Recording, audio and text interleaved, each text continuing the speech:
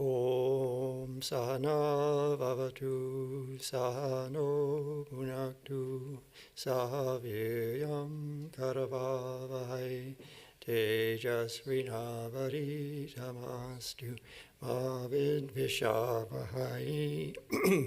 Om Shanti Shanti Shanti. May Brahman protect us, may he guide us and give us strength and right understanding. May love and harmony be with us all. Om, peace, peace, peace be unto us all. And good morning. Our topic this morning is Oneness Shines Through. And as the music said, that we are one with everything, the flowers, the trees, and so forth. And so let's just review the basics of Vedanta. Of course, Brahman is the ultimate reality, and though truly beyond words, we can best think of it in terms like the underlying oneness, or that which is behind everything in the universe, the infinite, the undivided, unchanging reality. And of course, this undividedness implies the oneness. So those two terms are roughly equivalent.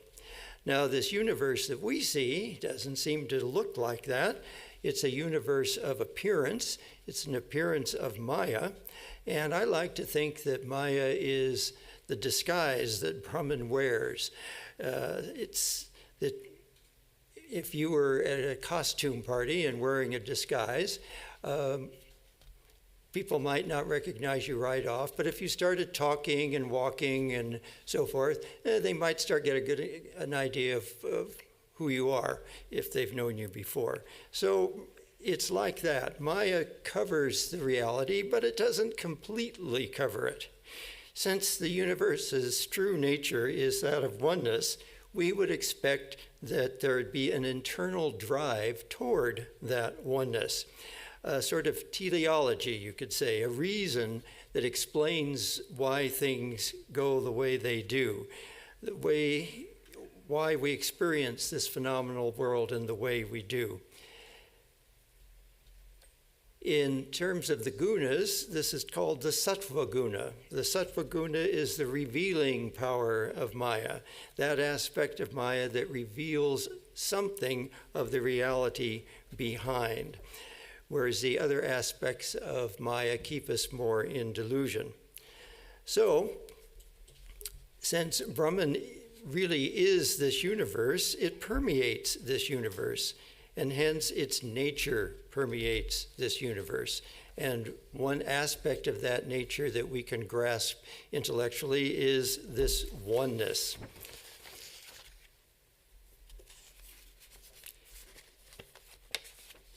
So it says in the scriptures, this is from the Bhagavad Gita. This is the teaching of Krishna to Arjuna as he is dying, actually. He says, amongst the mountains I am the Himalayas, amongst the trees I am the holy fig tree. Whatever is grand and glorious, charming and majestic, know, O Arjuna, all that has come out of a part of my infinite power. So you see that we have been taught in Vedanta from time immemorial that we should worship everything that is grand and glorious and phenomenal in nature as God himself.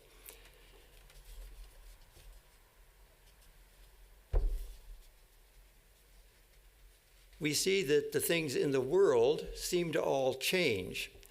But there must be a background that's changeless in order for us to understand the change. And similarly, we see everything in the world as being divided up, but there must be something undivided behind it so that we can understand what it means to be divided. And we see things in the world as finite, but there must be an infinite existence beyond that. And so this is the Brahman behind the veil of Maya. So let's look at some quotes from the scriptures, which will explain this further.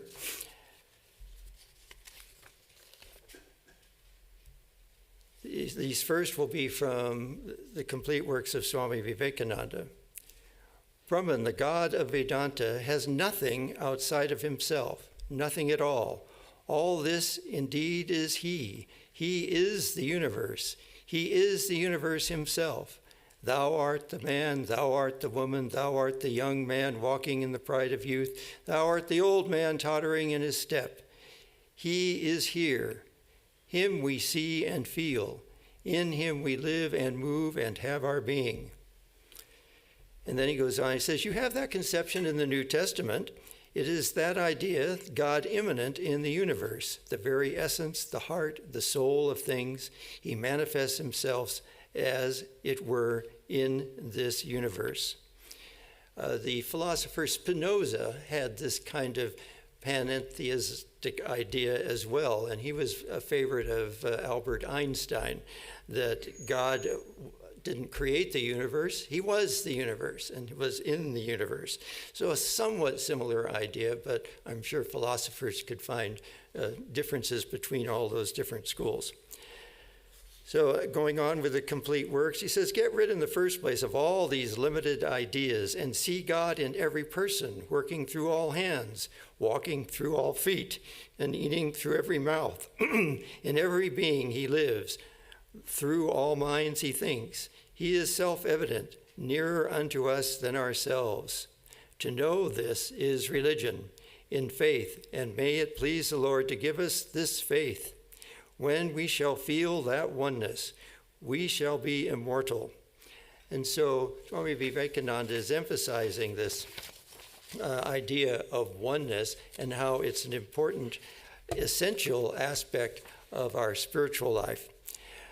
Now let's move on to the Upanishads.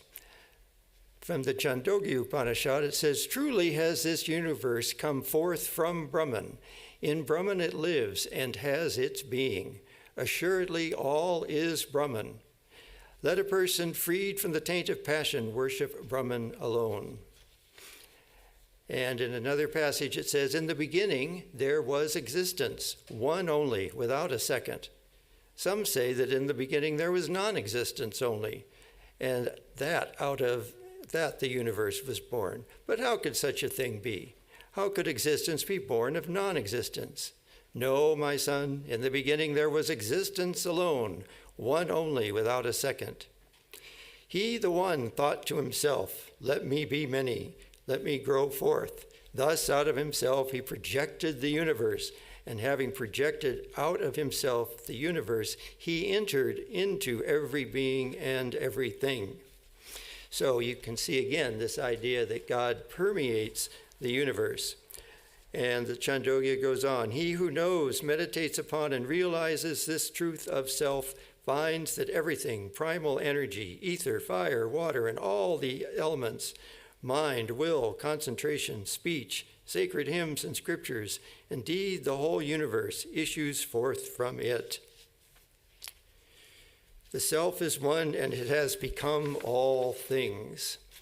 In the Isha Upanishad it says, he who sees all beings in the self and the self in all beings hates none. To the illumined soul the self is all. For him who sees everywhere oneness, how can there be delusion or grief? In the hearts of all things, of whatever there is in the universe, dwells the Lord. He alone is the reality. Wherefore, renouncing vain appearances, rejoice in him. In the Shvetashvatara Upanishad, it says, forgetting his oneness with thee, bewildered by his weakness, full of sorrow is man, but let him look close on thee, know thee as himself, O Lord, most worshipful, and behold thy glory. Lo, all his heavy sorrow is turned to joy. Let us adore the Lord, the bright one, who is in fire, who is in water, who is in plants and trees, and pervades the whole universe. And now to the Bhagavad Gita. This entire universe is pervaded by me, in that eternal form of mine which is not manifest to the senses. Although I am not within any creature, all creatures exist within me. I do not mean that they exist within me physically. That is my divine mystery. You must try to understand its nature. Now, Swami Vivekananda has a lot of wonderful passages about oneness, and I've put some of them together into a piece. So I'll read the words, and then we'll listen to the song. There is this oneness of the whole universe, this solidarity of the whole universe. When we realize it and see it, feel it, then will misery and fear cease. From the lowest worm under our feet to the highest being that ever lived, all have various bodies, but are the one soul universal. From the great ideal of oneness has come the great ideal of universal love. Fear ceases, and then alone comes perfect happiness and perfect love.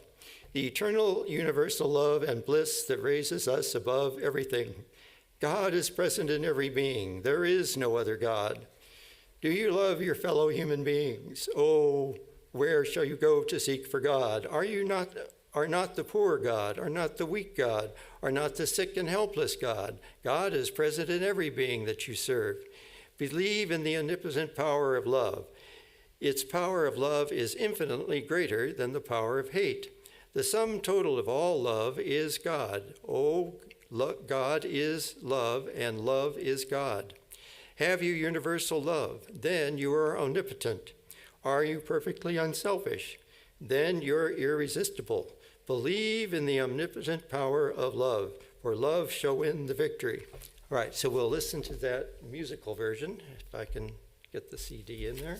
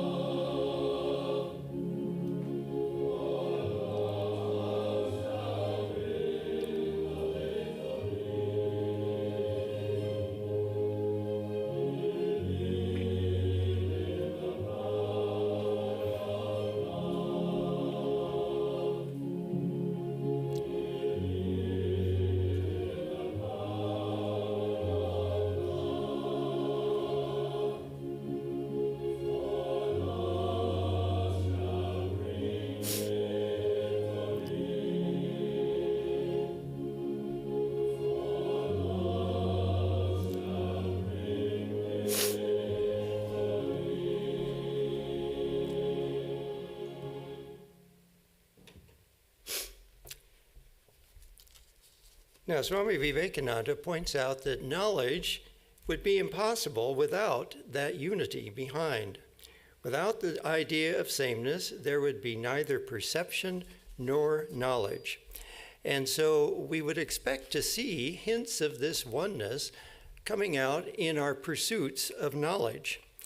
There was a wonderful teaching company course by Stephen Gimbel, a professor of philosophy at Gettysburg College. He called it Redefining Reality. And in that course, he points out that science tends to give us a picture of reality, and then the philosophers and the metaphysicians and the religious people try to give you a theology or a philosophy that incorporates that picture of reality. And so as the picture of reality changes in the sciences, the philosophers have to change their opinions as well. And so he goes through one discipline after another, showing how that in the stages of scientific development, the tendency is first to look at pieces, look at individual things, and analyze them piece by piece. Then there's a realization that in order to gain further knowledge, you have to look at the interrelationship between the pieces. How do they affect each other? And then you have to go further and take a more holistic view and see how they all fit together in a whole, in some sort of environment. And so, for example, in physics, we start with Aristotle's idea that a lump of earth falls down because it's seeking its natural place, and it's just what it does. It's not in relationship to anything.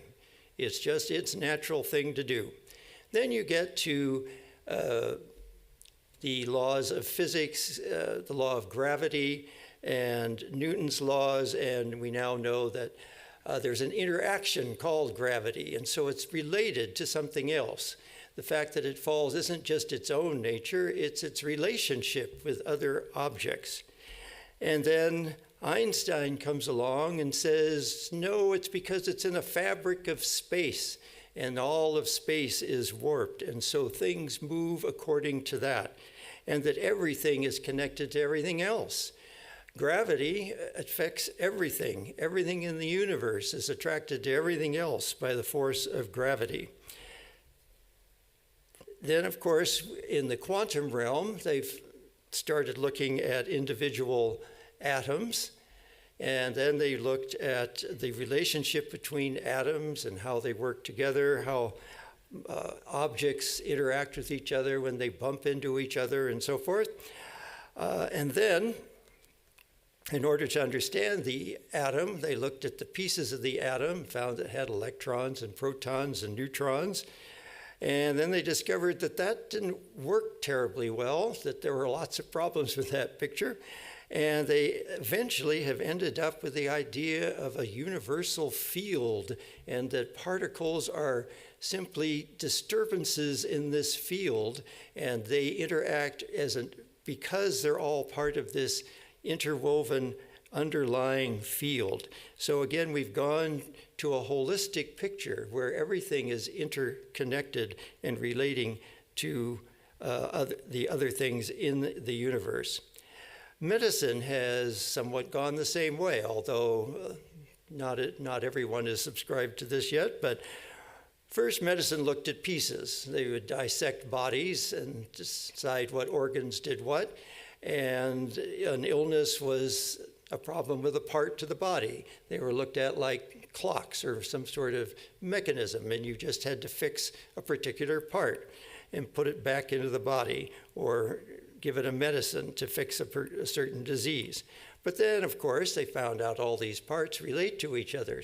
If the lung function isn't good, that affects the heart. And if the heart isn't pumping right, it affects the kidneys. If the kidneys aren't functioning right, that affects all sorts of things. So medicine had to look at the relationship between the parts. And now we get holistic practitioners that realize that we're part of an environment, the food that you eat, the thoughts that you think, the people that you associate with. All of these things contribute to your well-being. So you have to look at not just the physical, but also the emotional, psychological, and spiritual environments of the person in order to figure out how best to achieve a state of health. Psychology also went through a similar process. We start with the behaviorists who just looked at things very mechanically. You have a stimulus and you get a response, and you can measure the response, and you can see how big the response is according to the stimulus. But then, of course, and then they tried to treat mental illness, and they looked at the individual. What's wrong with this person? What's wrong with his brain? Is there a part of his brain that doesn't work? But then they realized that you had to really look further. Individuals relate to other people. You had to have family counselors. You had to have people that understood how you relate to your friends, your coworkers, your parents, your teachers, your students, or whatever it is, whoever it is you're working with. And so you find that you have to work with a whole group of people. And then the sociologist said, you have to look at the effect of the whole society on the individual. We pick up things from the society, and we just take them for granted because we're in that society. And so we have a lot of paradigms and things that we assume are true simply because of our social environment. So here we see that same progression, starting with individuals, going to smaller groups, and going to larger and larger and larger groups. Swami Vivekananda points out that classification or grouping of phenomena by their similarities is the first step in scientific knowledge. Perhaps it is all. An organized grouping revealing to us a similarity running through the whole group, and a conviction that under similar circumstances, the group will arrange itself in the same form, stretching over all time, past, present, and future. And that is what we call a law. This finding of unity and variety is what we call knowledge.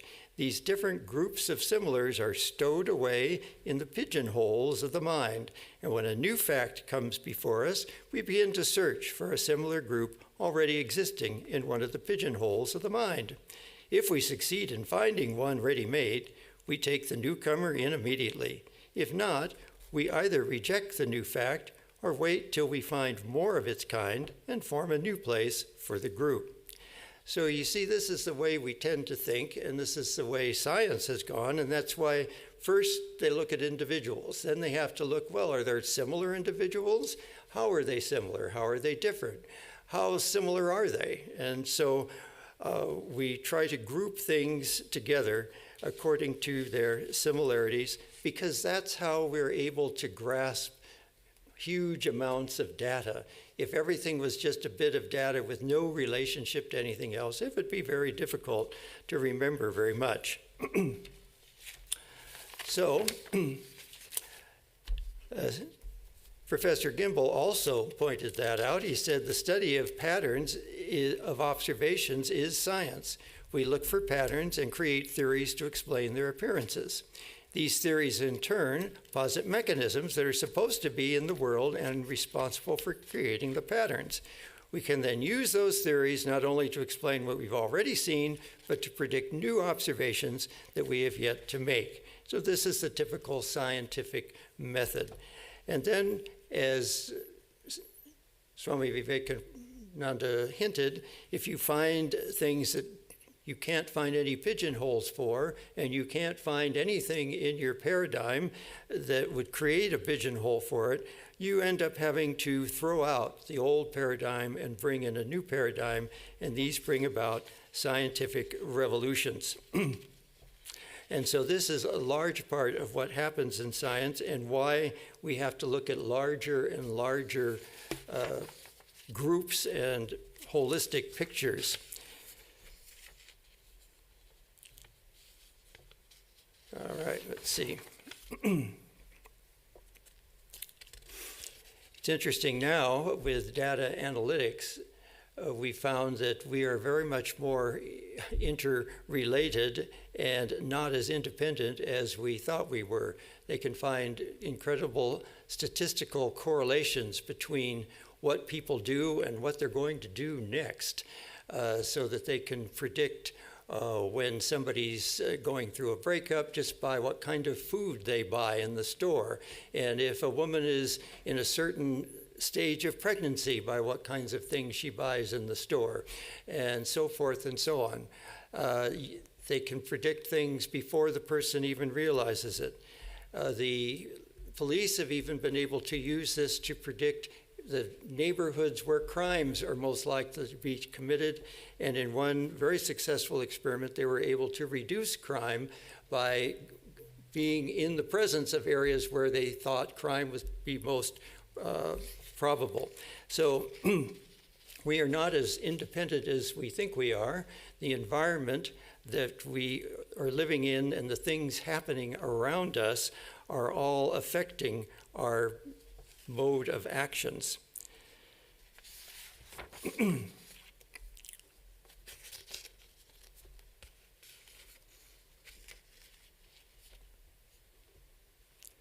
I'll read Professor Grimville's summary of this idea. He says, "What we will see in this discussion is a common move in the history of science when we think about the redefinition of reality that accompanies scientific progress and revolutions. We begin by defining reality in terms of objects, things, entities. We learn about these things by looking closely at them, figuring out how they work and what they're made of and how they change. We then complicate matters by putting these objects together and examining their relationships. We have to enrich our picture of reality, our metaphysics, by now including aspects of reality that can't be found by examining the objects individually, no matter how close. Consider the notion of force, for example. If you have one object, you could determine that it has mass, but you would not come to see the existence of a gravitational force deriving from that mass unless you had a second object for it to act upon. Once we have multiple objects placed in physical relationships, new aspects of reality emerge. But the third step is to move to a holistic account, wherein the objects and their relationships are placed in a larger vision of reality. In this larger vision of reality, there is a single whole in which the objects and relationships are embedded. It's this entirety which is seen to be the ultimate state of reality. So this is the oneness shining through in virtually every aspect of our scientific endeavors. He goes through one after the other and it comes to the same conclusion of these patterns. Now it has gotten even more complicated when you add the mind. You can look at the physical universe, but what happens when you add the mind? Of course, that's what the psychologists did. But one of the most recent steps in psychology goes to an even more holistic view, and that's evolutionary psychology, where you have to look at the development of the psychological process in human beings through time and through the environment. Actually, we should step back a minute.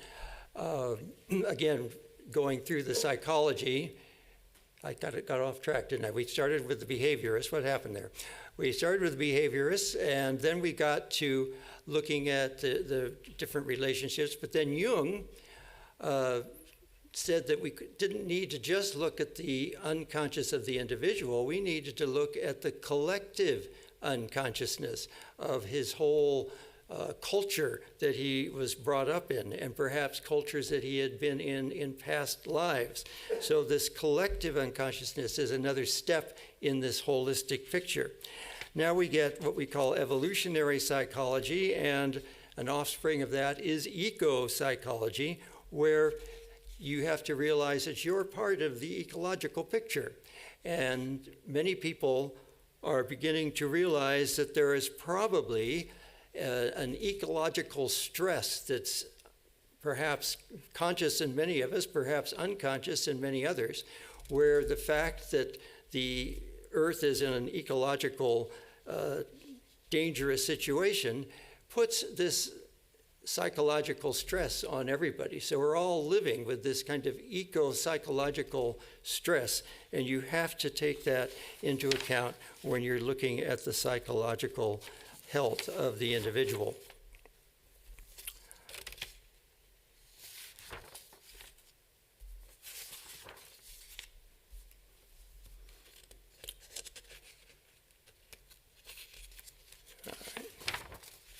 So now we're going to move to the brain, and look at some aspects of the brain that would indicate this idea of oneness. Andrew Newberg, the scientist that wrote books, Why God Won't Go Away and so forth, and a couple of other books, he had a teaching company course called The Spiritual Brain. So much of this information is from his course. He points out that there are different functions to the mind, and of special interest to our talk today would be the binary thinking process, where we tend to divide things into pairs of contrasting pairs, good and evil, black and white, and so forth and so on, up and down. So that's the binary thinking process. But there are several other processes, but the most important ones today, in addition to the binary thinking process, are the reductionist function and the holistic function. The reductionist function breaks things down, wants to look at pieces, wants to understand each part, and it analyzes things that way. So we look out at the world and we want to understand all the different parts that we experience.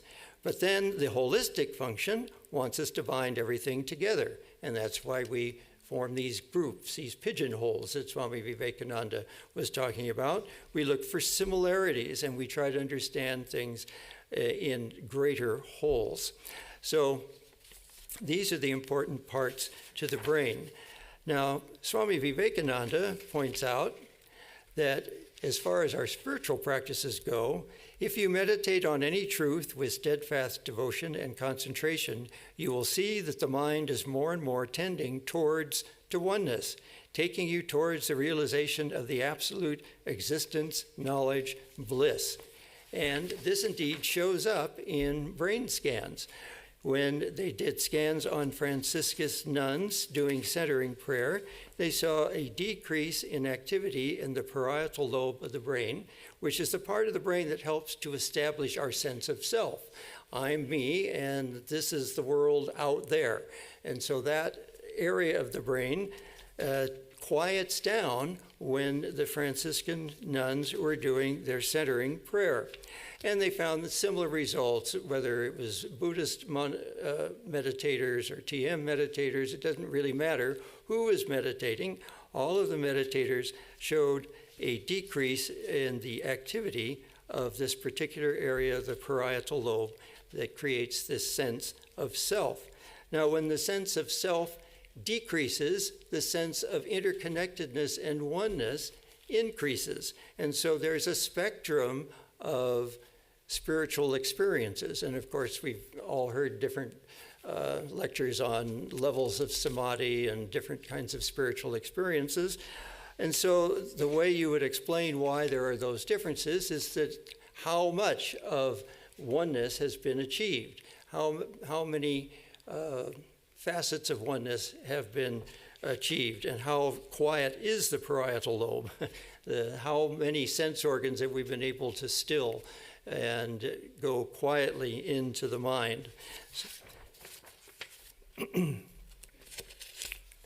So the holistic function appears to be partly related to the right brain function and related to the blocking of sensory information that occurs during such practices as meditation and prayer. So that's why we try to ignore external stimuli during our spiritual practices. And the sense of wholeness or oneness can vary. In fact, it's probably a unitary continuum of human experience and thought. But the concept of God as a unifying force is important to that sense of wholeness or oneness. When one does this as part of a spiritual practice with a concept of a Godhead, this oneness that's experienced is almost always associated with that Godhead. Now, the opposite of that is the reductionist function, which is more left brain and located in the temporal parietal junction. And it attempts to break things down. And this is what you find in theological discussions. They'll take portions from scriptures and they'll analyze it word for word. Or you'll have whole lectures by Christian preachers on one passage in the Bible, and they'll pick it apart and try to analyze everything and put it in terms that people can understand on a basic level. But you can see that this actually is going kind of against the whole idea of what you want to do in your spiritual practice. So once you've gone through your theological discussions and convinced yourselves of the truth, then you need to leave some of that complication behind, leave some of that reductionist behind, and be open to the experience that comes. Sometimes people expect a spiritual experience to be of a particular kind. They already have a concept in their mind of what this infinite, undivided, unchanging is going to be like.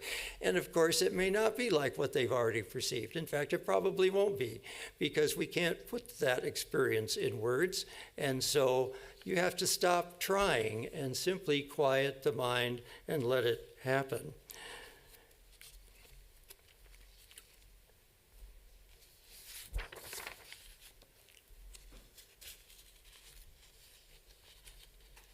Now, this holistic function is also the one that helps us to connect all the different deities. Now, of course, in many traditions that are termed monotheistic, they've done away with all the other gods and goddesses and claim they aren't there, there's just the one God. But of course, in Hinduism, we have combined those ideas into the idea that all of those are just aspects of the one God. And so there's a more synergistic feeling, a more inclusive feeling. But even in Christianity, they have the problem of synthesizing the Father, Son, and Holy Spirit concepts into one God. So our holistic function of the brain helps us to create that sense of a oneness of God. And I always like to think of the different aspects of gods, the different gods and goddesses, as all being doorways to that infinite. They lead you to that. They can, if you meditate on one of them, there's no harm in it, because they will lead you to that infinite oneness of God. It's like they will strip off their costume and show you that they are really one with the ultimate reality.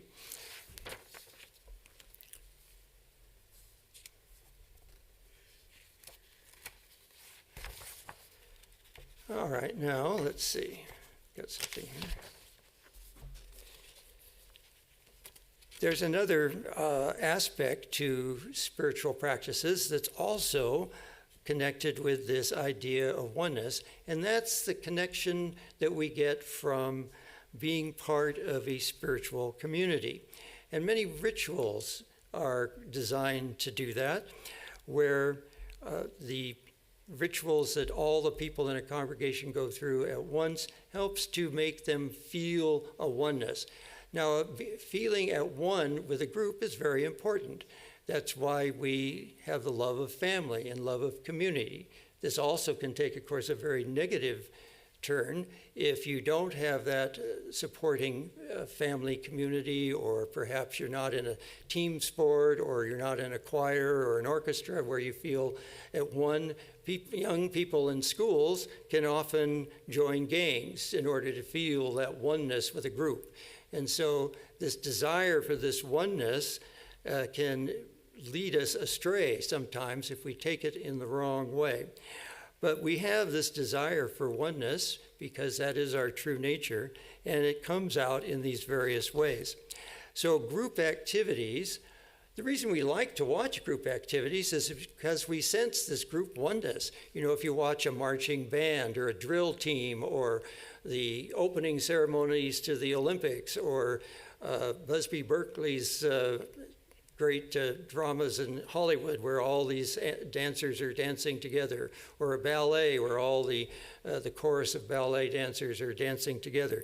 There's something very appealing to that, and I think it's because we realize that all of their minds have had to connect to each other in order to keep that rhythm and connection.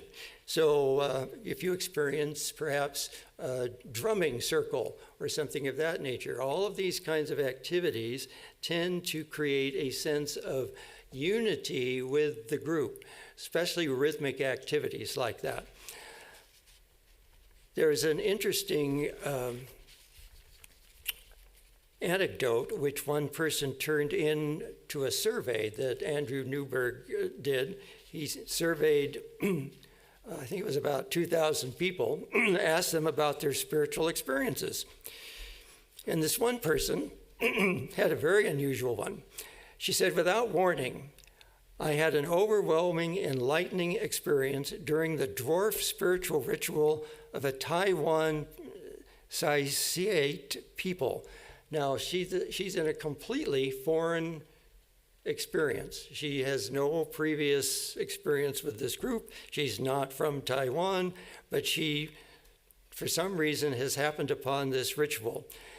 And she says, "The dwarf spiritual ritual involves appeasing spirits of an ancient group for short-statured people who became embroiled with the Saisiat." That's a hard word, Saisiat, however you pronounce that.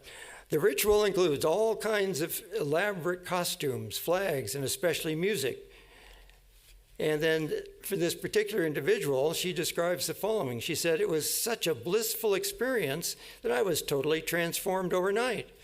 I was never a religious person before, but from that day on, the only thing that's meaningful in my life was to find a way back to that bliss."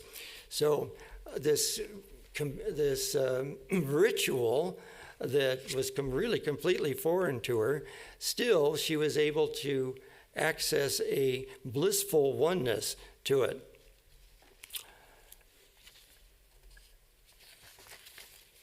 Now let's look at some other descriptions of mystical experiences, because mystical experiences are what we're aiming for, and it's where the oneness shines through in brilliant light.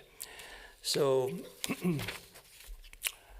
look at the Dominican theologian and mystic Meister Eckhart. This is what he had to say about a relationship to God. He asked the question, "How then am I to love the Godhead? Thou shalt not love him as he is, not as a God, not as a spirit, not as a person, not even as an image, but as a sheer, pure one." So Meister Eckhart concludes that we must love God as oneness. And this takes us back to that holistic process in the brain that wants things to be united. From the Jewish mystic Rabbi Eliezer, "Think of yourself as nothing and totally forget yourself as you pray. You may then enter the universe of thought, a state of consciousness which is beyond time. Everything in this realm is the same, life and death, land and sea."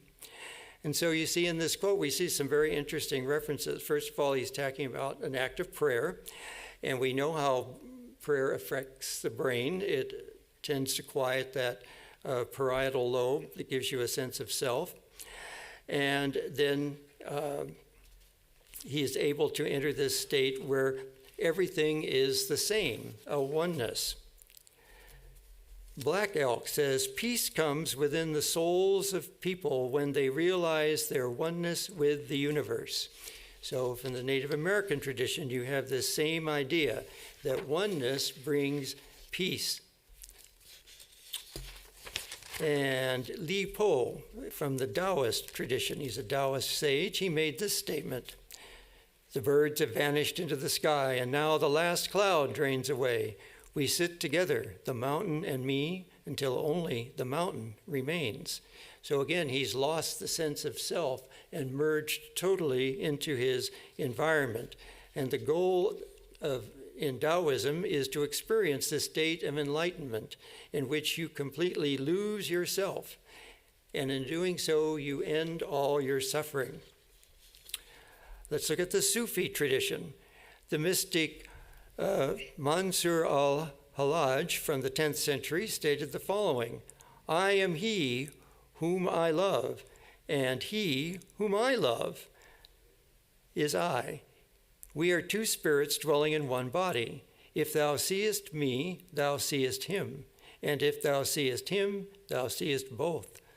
Isn't it interesting that yet again we have this sense of relationship, that of oneness between the self and God in all these different mystical traditions? Now, I won't tell you who this is until the end.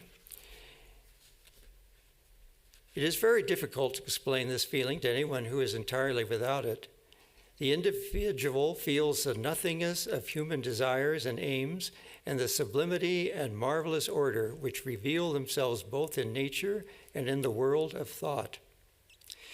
He looks upon individual existence as a sort of prison and wants to experience the universe as a single, significant whole. Albert Einstein.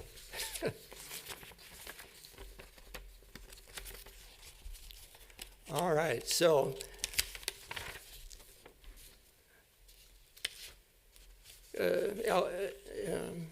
Schrödinger said very much similar things, how everything was really one. Charles Lindbergh also had an interesting experience during his flight, which could certainly be termed some type of mystical experience. He says, while I'm staring at the instruments during an unearthly age of time, both conscious and asleep,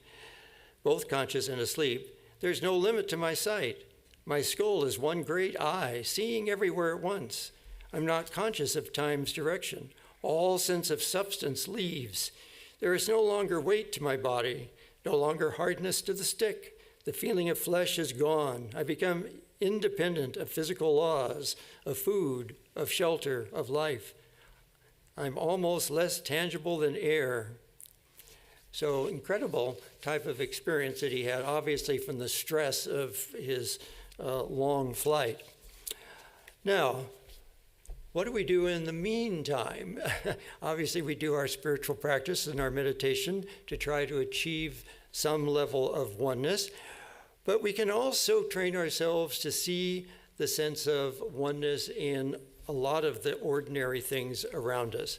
We've already mentioned how the idea of belonging to a community is really an aspect of yearning for that oneness, just as long as it doesn't lead to an in-group, out-group type of mentality. You have to enjoy being part of a group without hating some other group. That unfortunately is how a lot of groups tend to identify themselves. We're right and they're wrong. This is the good group, they're the bad group. One devotee here told me that he even experienced that in high school with rock groups. They had two groups, this group like that rock group, the other group like the other rock group, and they didn't like each other because they didn't like the right rock group. It was down to that level. When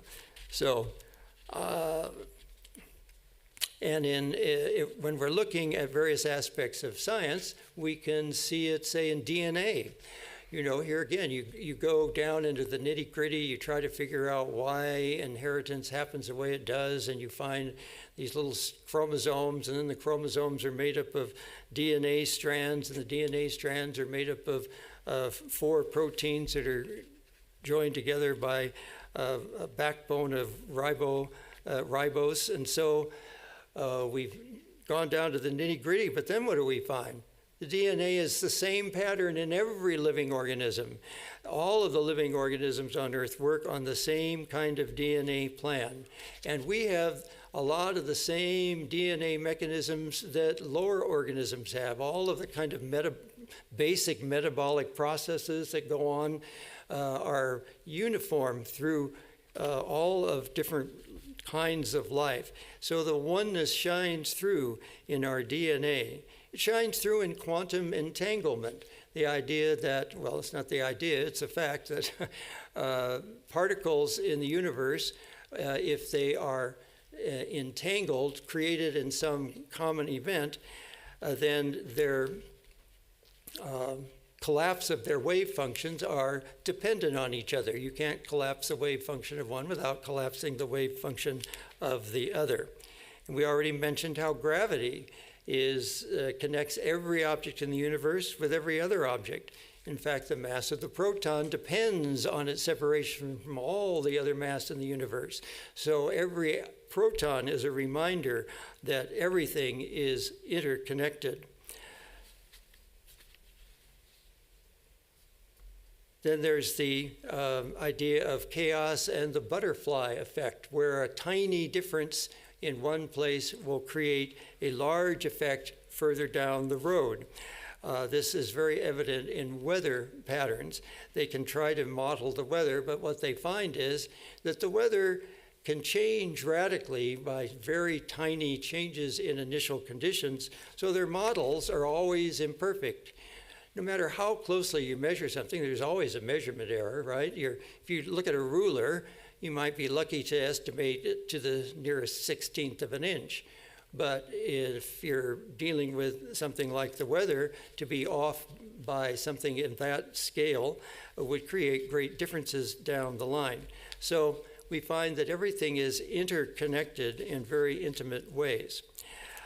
There are the experiments that the TM meditators did, where they were able to reduce crime by creating a strong meditative presence in a particular city. So somebody asked me, how do you reconcile a contemplative life with doing good to the world? And so I said, you just meditate and you affect the world. You are doing your part to create a better world through quieting your own mind and thinking good thoughts. Love and compassion, we've already mentioned that too. These are indications that we are craving this oneness that is our true nature. It also helps to explain certain kinds of phenomena that are not explainable any other way. Things like telepathic knowing. Well, there's an interconnection between all minds and the cosmic mind, so that the minds can interconnect that way. Swami Vivekananda would tell people that he could read them like a book, because his mind was so quiet, he could read all the thoughts that were going on in their mind. There are interesting accounts of people with lucid dream experiences where they float up into the sky and then they see that everything in the universe is this incredible interconnected web of energy. People with near-death experiences sometimes experience something like that. So all of these things are ways that we find oneness shining through right in the universe that we see all around us. When you see any living thing, you can realize that your DNA is the same as their DNA, maybe arranged a little differently, and maybe they have a little more of it and a little less of it, but there are a lot of things that are the same. So this is the important thing about realizing that this oneness really shines through in all aspects of life. Let's see. It also, of course, points to ethics. Vivekananda and others point out that in Vedanta, the reason for morality and ethics and the golden rule is because you and the others are really not others. They're really one with you. And so if you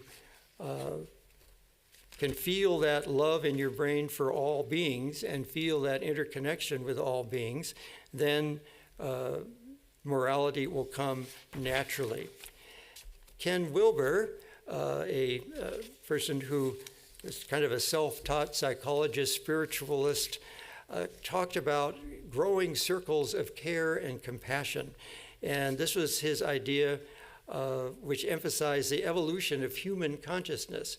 And he says when you study societies, human societies over the millennia that we can have any kind of historical records of, we find that the individuals and communities grow and mature with their capacity to be empathetic and to care for others. They expand their care of centered concern around broader and broader categories, such as first, starting with love for yourself and self-preservation, then love for your loved ones, your family, then for your community or your tribe, then for your nation, then for humanity, and eventually all living beings. And so this is the direction, it's the teleological directive force, you could say, of this oneness behind the universe that drives us in this direction. So let's conclude with a reminder from the Bhagavad Gita of why we want to pursue this oneness. Let him who would climb in meditation to heights of the highest union with Brahman take for his path the yoga of action. Then when he nears that height of oneness, his acts will fall from him and his path will be tranquil. So with his heart sincere and fearless, firm in the vow of renunciation, holding the mind from its restless roaming, let now him struggle to reach my oneness. Ever absorbed, his eyes on me always, his prize, his purpose. Let the wise man know these gunas alone as the doers of every action. Let him learn to know that which is beyond them also. Thus he will reach my oneness. So we'll listen to another choral piece with words by Swami Vivekananda.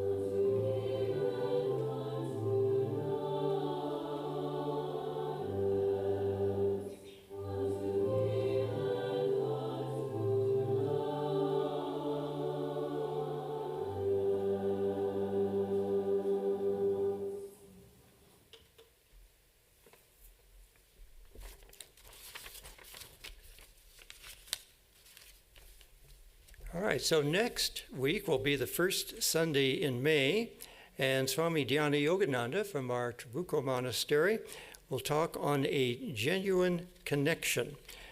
And let's see, we're postponing Ramnam to the second Saturday. It'll be the 10th. Then on Monday, the 12th, there will be a Buddha's birthday celebration. Let's see. There will not be any Thursday class this coming week. Thursday, May 1st, we've run out of speakers. So there's no class this Thursday. But there will be classes on Friday. So, and I think there's a Wednesday class as well. So, no, not next week. Let's see. Oh, Wednesday would still be May. Yeah, all right, never mind. All right. Yeah, so the only other thing in May would be the Friday night class, where we're working on the complete works of Swami Ramakrishnananda. All right, I'll end with a chant.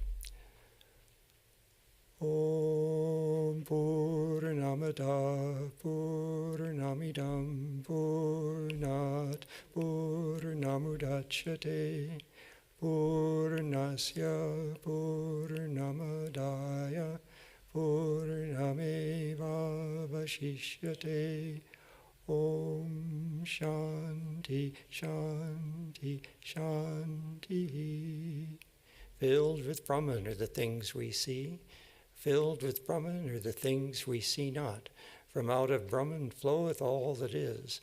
From Brahman all, yet is it still the same. Om, peace, peace, peace.